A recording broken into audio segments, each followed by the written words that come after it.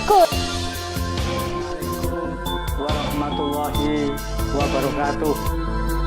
Saya Rektor Universitas Muhammadiyah Lamongan menyampaikan selamat datang di kampus Tangguh Semeru Universitas Muhammadiyah Lamongan. Saya ucapkan terima kasih kepada Assalamualaikum warahmatullahi wabarakatuh. Alhamdulillahirabbil alamin. Amin amin ya rabbal alamin. Mahasiswa Unmul yang saya banggakan, pada kesempatan ini kita akan membahas tentang Pancasila sebagai sistem filsafat. Sebelum kita mulai pembelajaran ini, mari kita buka dulu dengan bacaan doa. Berdoa mulai.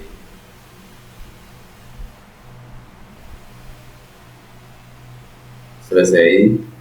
Mahasiswa Unmul yang saya banggakan, sebelum kita membahas tentang Pancasila sebagai sistem filsafat, maka saya tetap mengingatkan kepada anak-anak bahwa kita harus melakukan 3M, yaitu memakai masker.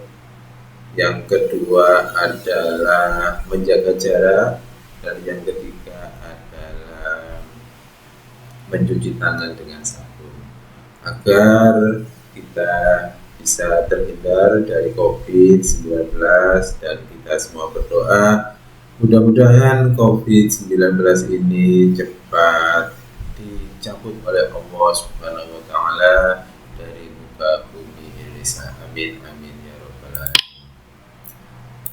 Anak-anak yang saya banggakan, ada tujuan yang akan kita capai pada pertemuan kali ini. Yang pertama adalah mahasiswa mampu menjelaskan pengertian filsafat.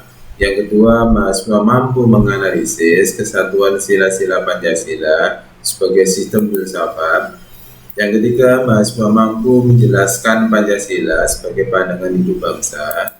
Dan yang keempat, mahasiswa mampu menjelaskan Pancasila sebagai dasar negara Republik Indonesia. Untuk pertemuan kali ini kita akan membahas kompetensi yang pertama dan kedua, sedangkan untuk kompetensi yang ketiga dan keempat ini nanti akan kita berikan pada pertemuan ketiga. Anak-anak, tentunya kita sudah sering mendengar tentang filsafat.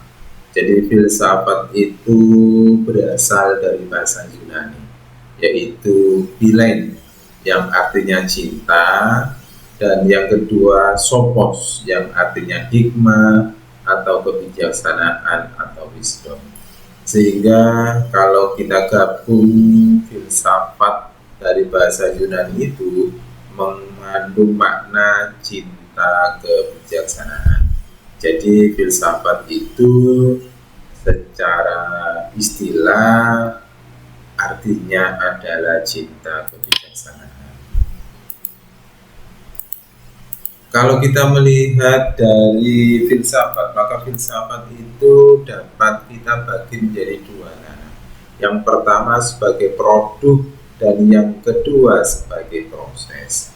Sebagai produk, maka filsafat itu adalah bagaimana mencari kebenaran yang berasal atau bersumber dari akal manusia. Contohnya adalah seseorang yang mengukur segala sesuatu itu dari akal rasio, maka seseorang itu menganut filsafat rasionalisme. Beda lagi kalau semua atau seseorang yang mengukur segala sesuatu itu dari materi, maka orang tersebut adalah menganut filsafat materialisme. Jadi inilah filsafat sebagai produk, bagaimana seseorang itu mencari kebenaran didasarkan kepada akal pikirannya. Yang kedua, filsafat sebagai proses. filsafat sebagai proses ini, bahwa filsafat itu dalam melaksanakan atau memecahkan sesuatu menggunakan sebuah cara dan metode, dan ada objek. Jadi ada cara, ada metode, dan objek.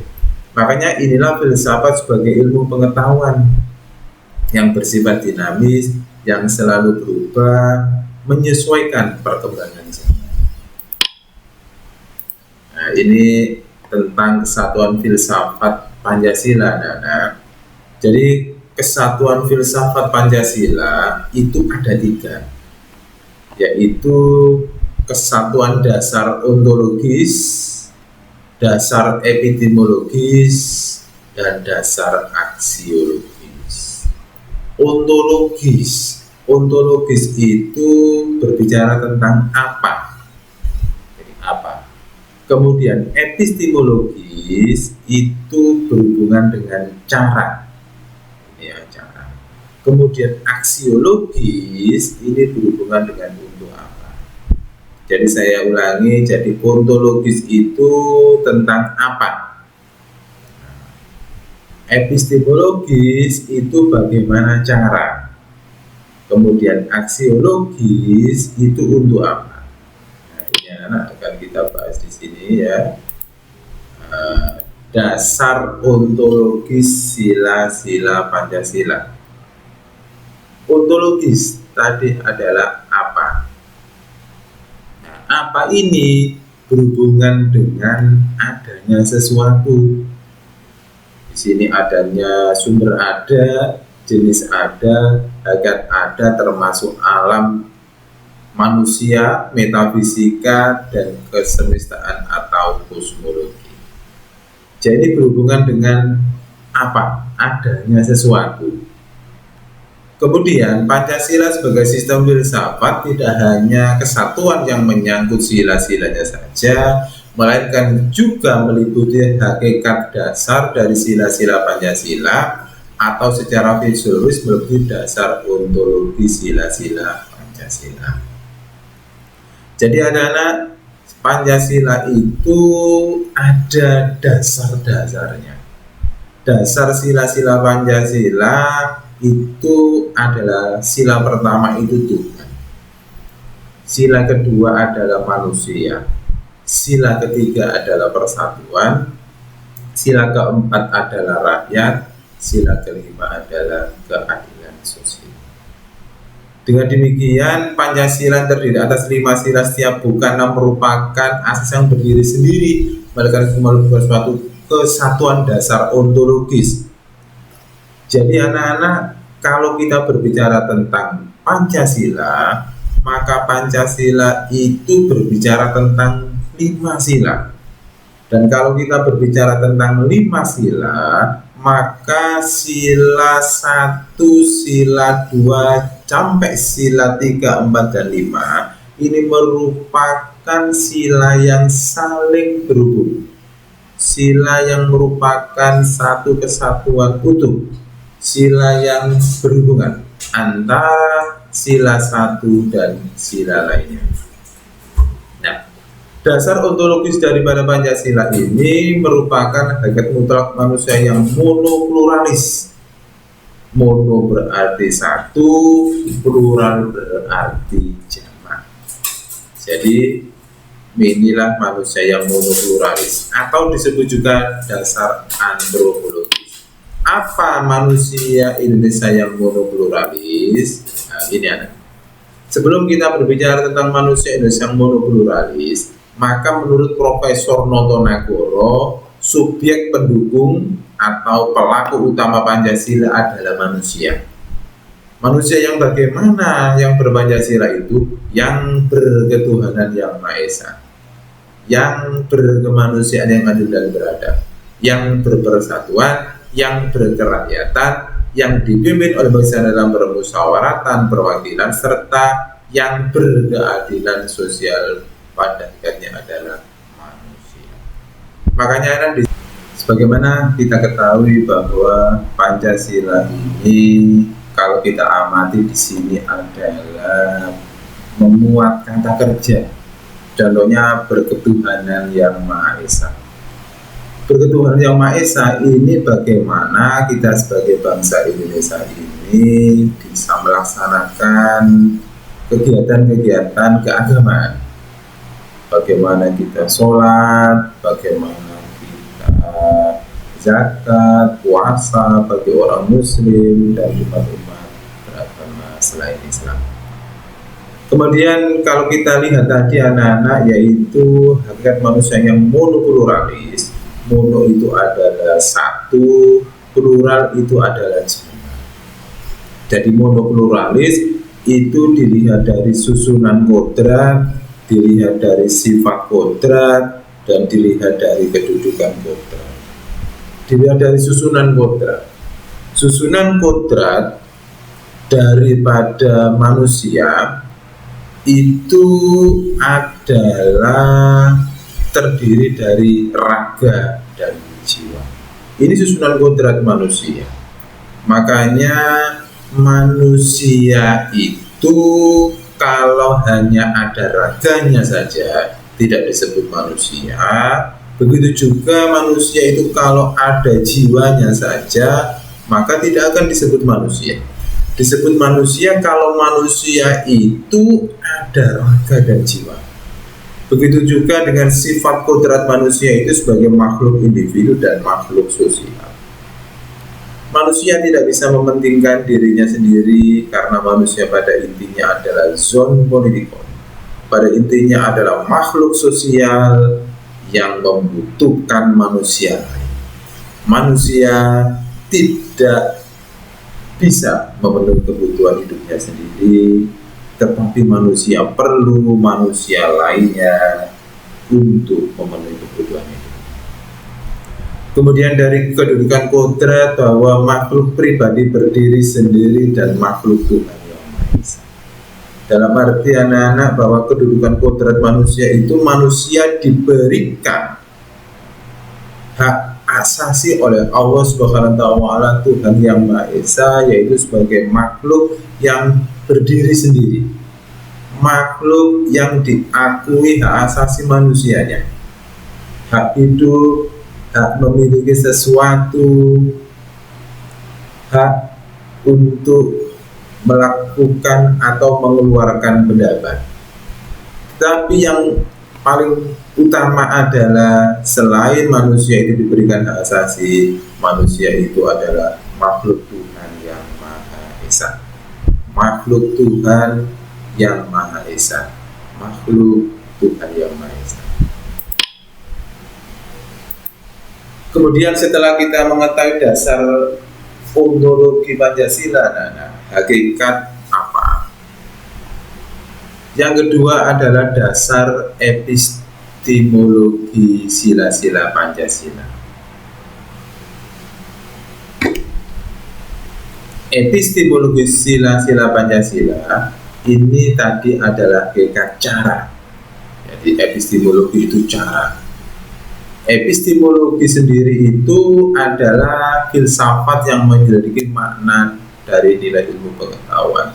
Sumbernya bagaimana, syarat-syarat dan proses terjadi ilmu bagaimana, termasuk semantik, logika, matematika, dan teori ilmu. Jadi ini anak-anak. Kemudian semantik itu berhubungan tentang ilmu yang mempelajari tentang makna kata. Kalau logika itu adalah ilmu yang mempelajari tentang bagaimana manusia itu bisa berpikir secara logis, empiris. Nah, berhubungan dengan dasar epistemologis daripada sila-sila Pancasila, Pancasila sebagai suatu sistem filsafat pada hakikatnya juga merupakan suatu sistem pengetahuan. Jadi epistemologis ini berhubungan dengan ilmu, berhubungan dengan pengetahuan, cara. Dalam kehidupan sehari-hari, Pancasila merupakan pedoman atau dari bangsa Indonesia dalam memandang realitas alam, semesta, manusia, masyarakat, bangsa, dan negara tentang makna hidup, serta sebagai dasar bagi manusia dalam menyelesaikan masalah yang dihadapi dalam hidup dan lingkungan. Dalam arti kalau kita lihat Pancasila dalam penjelasan ini anak-anak, Pancasila ini sebagai pandangan hidup. Nah, ini bagaimana manusia Indonesia ini memecahkan atau menyelesaikan permasalahan hidupnya. Yang kedua, Pancasila ini sebagai dasar negara. Nah, ini digunakan sebagai dasar dalam penyelenggaraan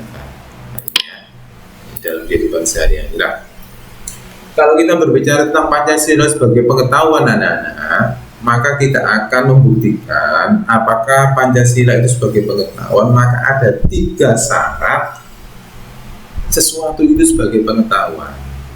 Nah, yang pertama yaitu tentang sumber pengetahuan manusia. Kalau kita berbicara Pancasila sebagai sumber pengetahuan adalah nilai-nilai yang ada pada bangsa Indonesia sendiri, bukan berasal dari bangsa.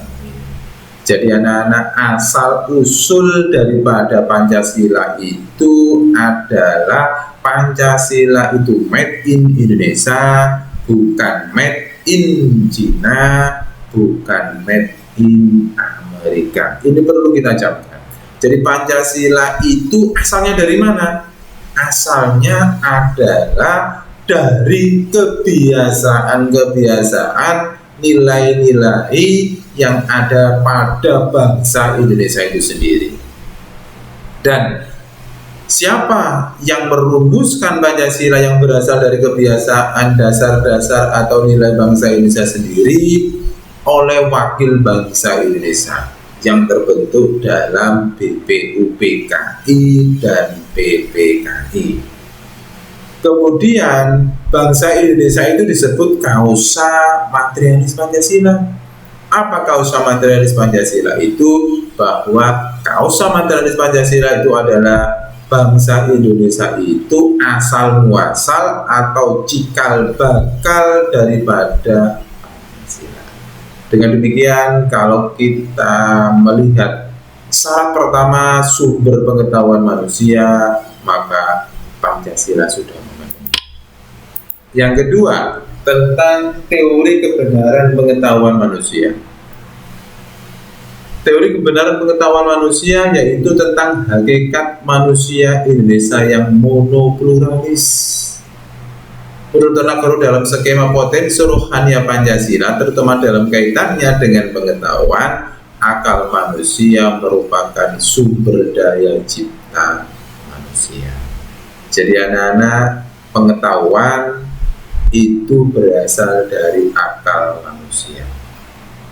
Akal manusia Indonesia itu mengakui kebenaran empiris. Kebenaran empiris itu apa? Kebenaran yang didasarkan pada pengetahuan manusia yang bersifat positif.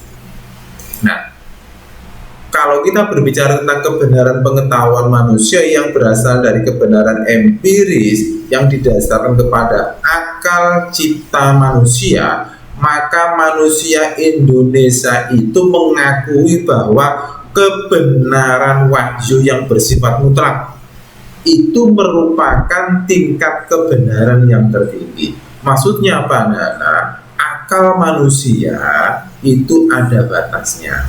Akal manusia itu tidak semuanya benar, tetapi yang paling mutlak, yang paling benar adalah kebenaran wahyu, kebenaran ilahi, kebenaran yang berasal dari Tuhan Allah Subhanahu wa Ta'ala. Inilah tentang teori kebenaran pengetahuan manusia.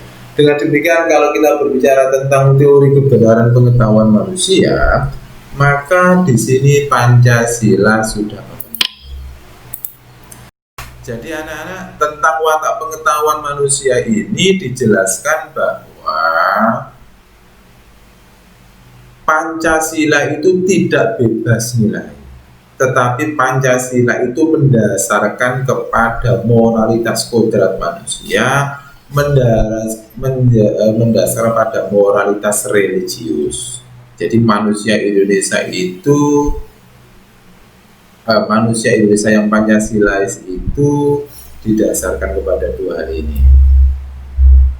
Dengan demikian, secara watak pengetahuan manusia, maka Pancasila itu mendasarkan kepada watak pengetahuan manusia yang mendasarkan pada moralitas kodrat manusia dan moralitas religius. Dengan demikian anak-anak, untuk epistemologis Pancasila ini manusia Indonesia ini sudah sesuai.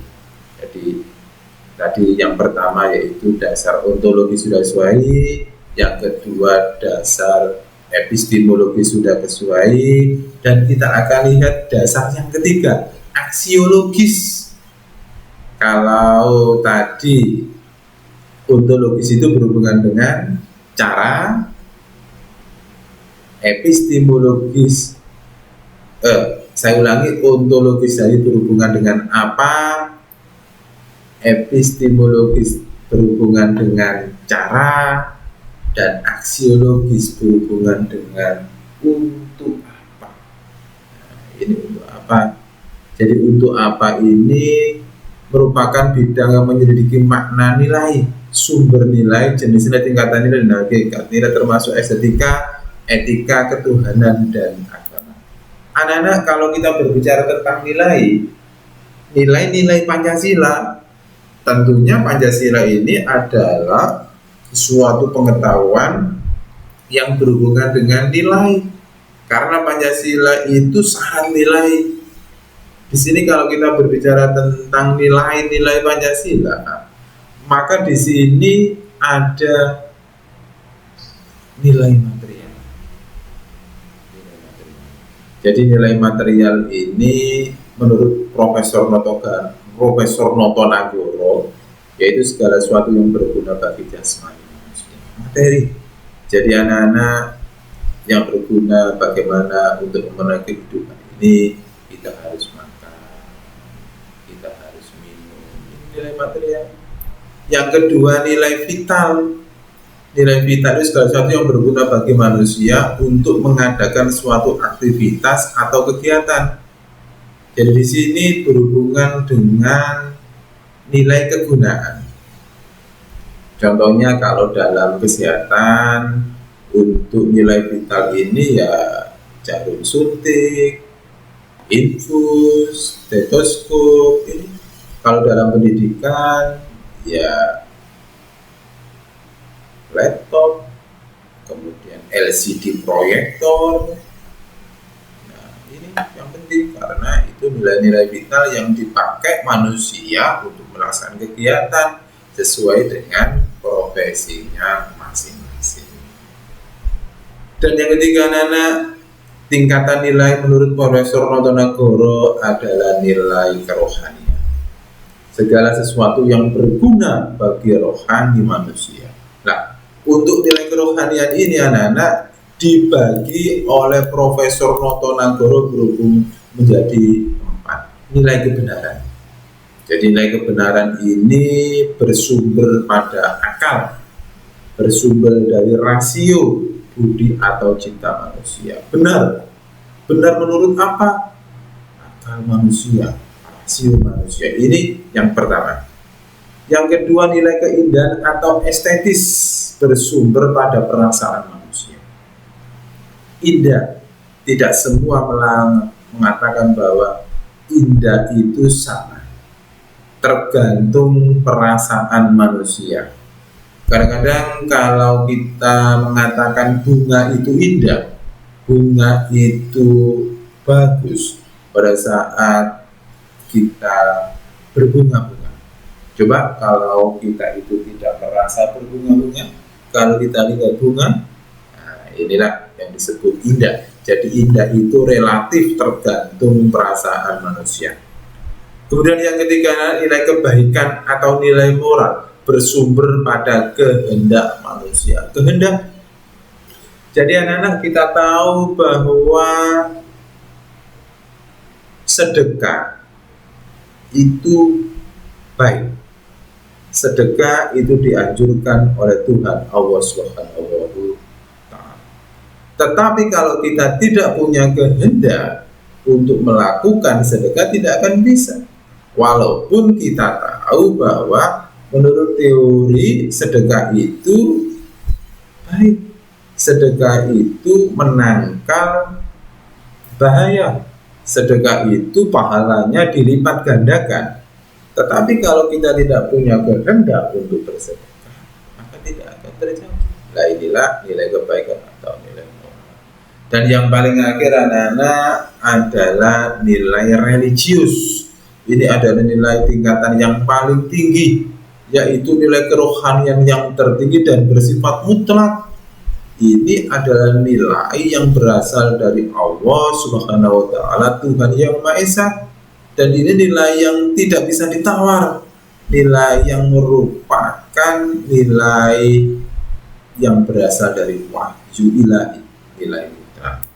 Nah, ini anak-anak tentang hierarki nilai, baik itu dari Walter G. Everett, kemudian dari Profesor Notonegoro maupun Max Scheler.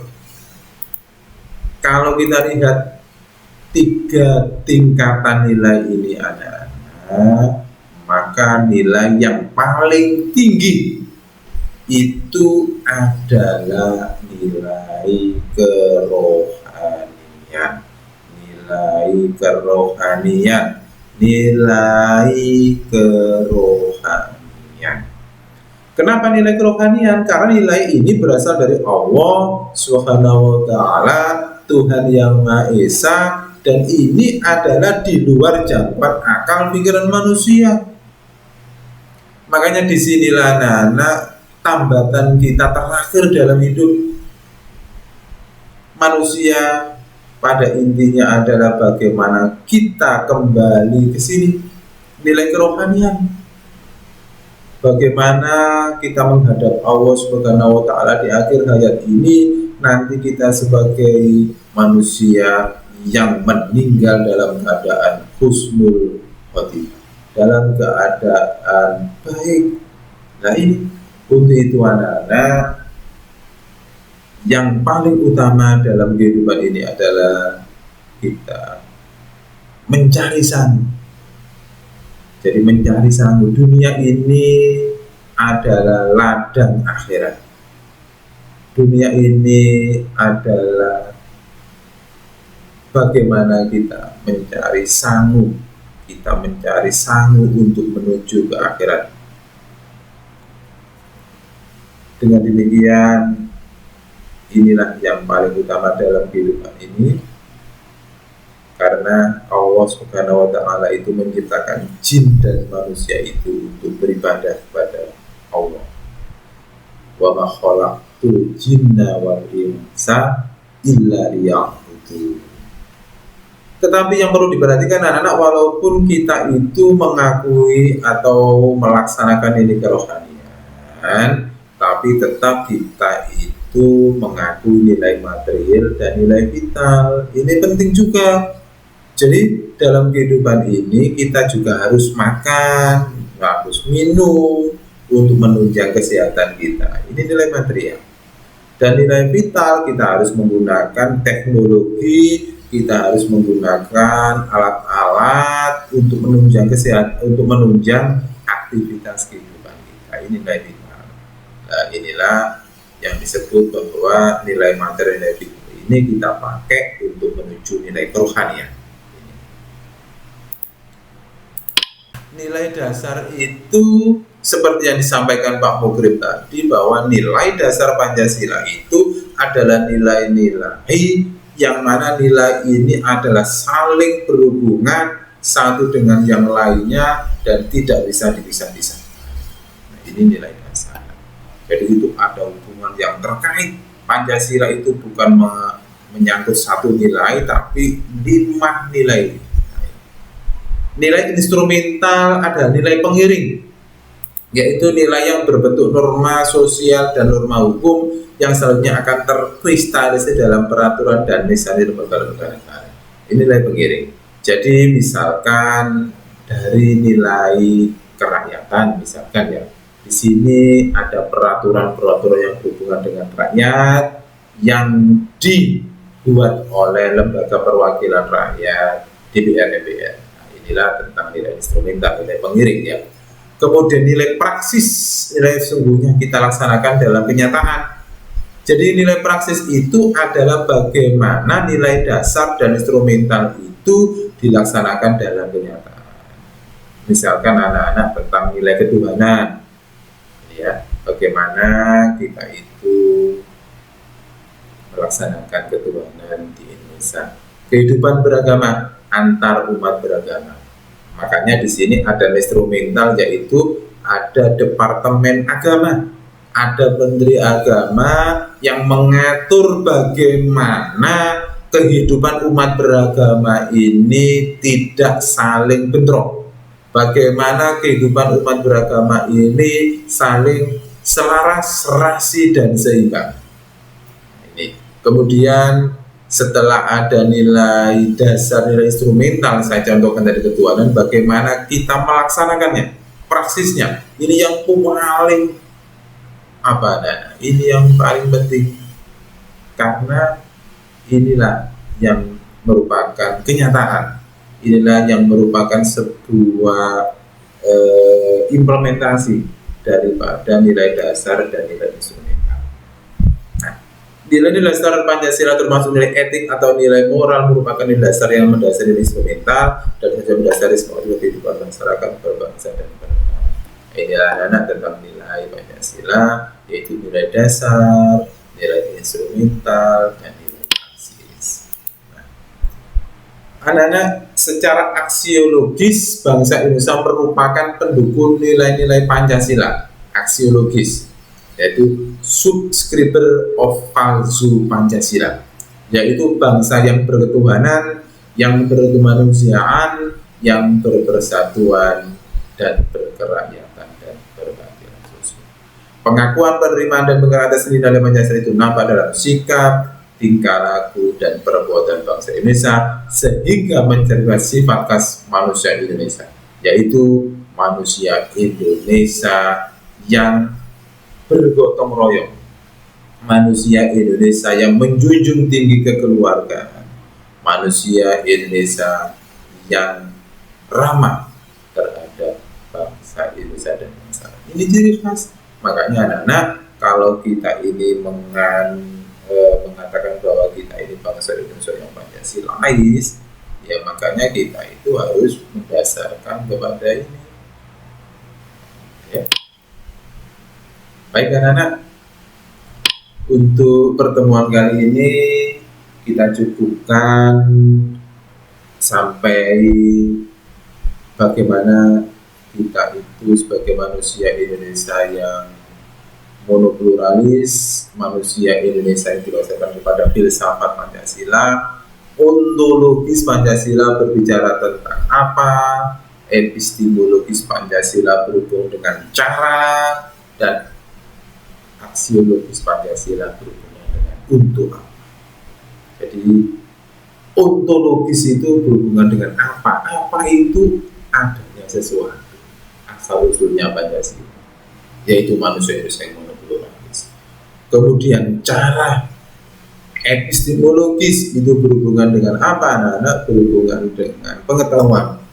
Bagaimana Pancasila sebagai pengetahuan, dilihat dari sumbernya, dari teori kebenaran manusia, hakikat kebenaran, dan dilihat dari aksiologis. Aksiologis itu berhubungan dengan untuk apa? Untuk apa itu apa? Ya nilai-nilai Pancasila.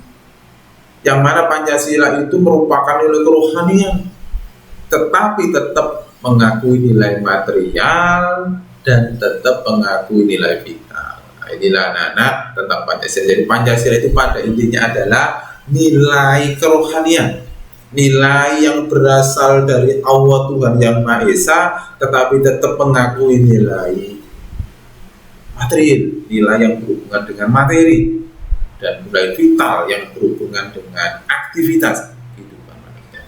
Untuk itu anak-anak, ini yang bisa disampaikan Pak Mukrim. Terima kasih atas perhatiannya. Mohon maaf ada kekurangannya. Apabila anak-anak ingin bertanya tentang materi filsafat Pancasila ini, silakan anak-anak bertanya pada forum di Google Classroom, sehingga nanti kita akan bisa membahas tentang apa yang ditanyakan oleh anak-anak.